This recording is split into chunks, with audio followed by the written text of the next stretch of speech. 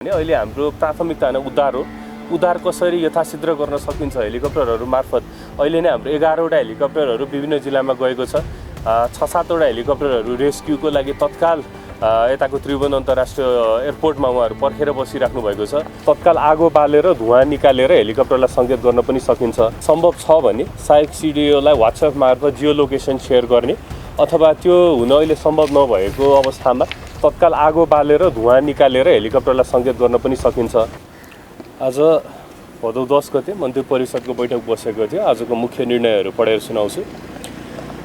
सर्वप्रथम सम्बन्ध 2083 साल भदौ 10 गते रसुवा जिल्लाको सीमा क्षेत्र रसुवागढी र तल्लो तटीय क्षेत्रमा भोटेकोशी नदीमा आएको भीषण बाढीबाट भएको जनधनको क्षतिप्रति नेपाल सरकारको तर्फबाट गहिरो दुःख प्रकट गर्दै उक्त घटनामा परि मृत्यु हुने परिवार प्रति हार्दिक समवेदना व्यक्त गर्ने र मृतकहरूप्रति हार्दिक श्रद्धाञ्जली अर्पण गर्ने, घाइतेहरूको शीघ्र स्वास्थ्य लाभको कामना गर्ने, उक्त घटनामा घाइते भएका व्यक्तिहरूको तत्काल निःशुल्क स्वास्थ्य उपचारको व्यवस्था स्वास्थ्य तथा खाद्य स्वच्छता मन्त्रालय, नेपाली सेना र सरकारी अस्पतालहरूले मिलाउने, उक्त घटनामा घाइते भएका एवं बिचलीमा परेका व्यक्तिहरूको तत्काल उद्धार गरी सुरक्षित स्थानमा सार्ने व्यवस्था गृह मन्त्रालय र रक्षा मन्त्रालयले मिलाउने। यस कार्यको लागि नेपाली सेना र निजी क्षेत्रका हेलिकप्टर परिचालन गर्ने, माननीय गृहमन्त्रीलाई उद्धारमा आवश्यक सबै साधन हेलिकप्टरसहित परिचालन गर्ने निर्देशन दिने। घर निवास गुमाएका व्यक्तिहरूलाई सुरक्षित स्थानमा सारी खाने बस्ने व्यवस्था गृह मन्त्रालय, राष्ट्रिय विपद जोखिम न्यूनीकरण तथा व्यवस्थापन प्राधिकरण र सम्बन्धित विपद जोखिम न्यूनीकरण तथा व्यवस्थित व्यवस्थापन समितिले मिलाउने।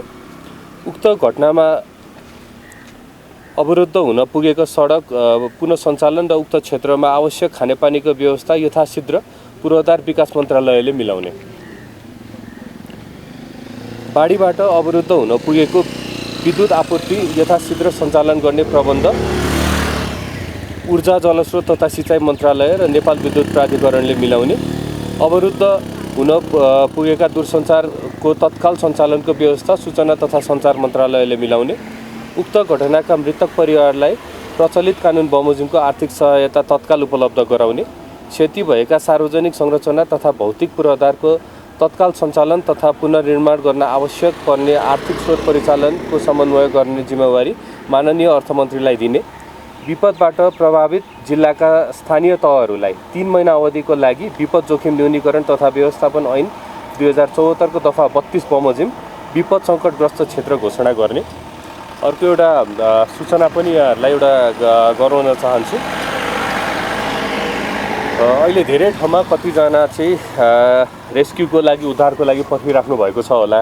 उद्धारको लागि हेलिकप्टर आवश्यक परेमा हाम्रो हटलाइन 1234 मा पनि सम्पर्क गर्न सकिन्छ र यी जिल्लाहरूको सहायक सिडिओलाई पनि सम्पर्क गर्न सकिन्छ। मैले अहिले सहायक सिडिओको नम्बर पनि हामी प्रकाशन पनि गर्छौँ, मैले यहाँ सूचनामा पनि दिन्छु अहिले। र त्यसको लागि के गर्ने भने यदि सम्भव छ भने सहायक सिडिओलाई WhatsApp मार्फत जियो लोकेसन सेयर गर्ने अथवा त्यो हुन अहिले सम्भव नभएको अवस्थामा तत्काल आगो बालेर धुवाँ निकालेर हेलिकप्टरलाई सङ्केत गर्न पनि सकिन्छ। र उद्धारको लागि अहिले चाहिँ जोसँग पनि ड्रोन छ बिना अनुमति त्यो क्षेत्रमा चाहिँ ड्रोन उडाएर रेस्क्युको लागि त्यो हटलाइन नम्बरमा उहाँहरूले पनि सम्पर्क गर्न सक्नुहुन्छ।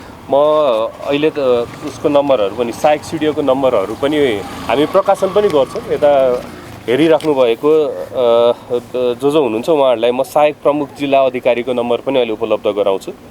रसुवा जिल्लाको सहायक प्रमुख जिल्ला अधिकारीको नम्बर 98 51 16 44 22 रहेको छ। नुवाकोटको सहायक प्रमुख जिल्ला अधिकारीको नम्बर 98 51 24 87 77 रहेको छ। धादिङ जिल्लाको सहायक प्रमुख जिल्ला अधिकारीको नम्बर 98 51 19 61 31 रहेको छ। चितवन जिल्लाको सहायक प्रमुख जिल्ला अधिकारीको नम्बर 98 55 088 89 1 रहेको छ। गोर्खाको सहायक प्रमुख जिल्ला अधिकारीको नम्बर 98 56 05 77 78 रहेको छ। तनहुँ जिल्लाको सहायक प्रमुख जिल्ला अधिकारीको नम्बर 98 56 00 11 11 रहेको छ।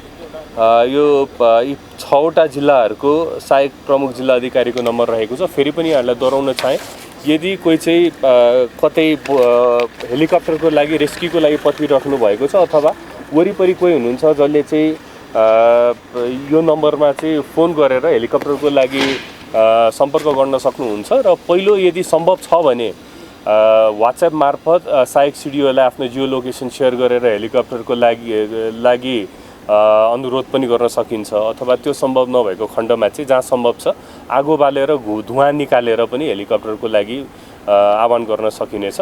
अहिले तत्काल धेरैवटा जानकारीहरू अहिले प्रारम्भिक अवस्थामा लगेको हुनाले धेरै हामीसँग डिटेल आएको छैन, तर हाम्रो फेसबुक पेजहरू मार्फत र अन्य सञ्चार माध्यम मार्फत पनि जति पनि सूचनाहरू आउँछ हामी तत्काल त्यो उपलब्ध गराउँदैछौँ।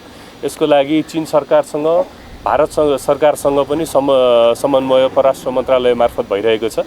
चीन सरकार र नेपाल सरकारको संवाद भइरहेको छ र चीन सरकारले आवश्यक सहयोग गर्ने पनि अहिले जानकारी गराएको छ, भारत सरकारले पनि गराएको छ।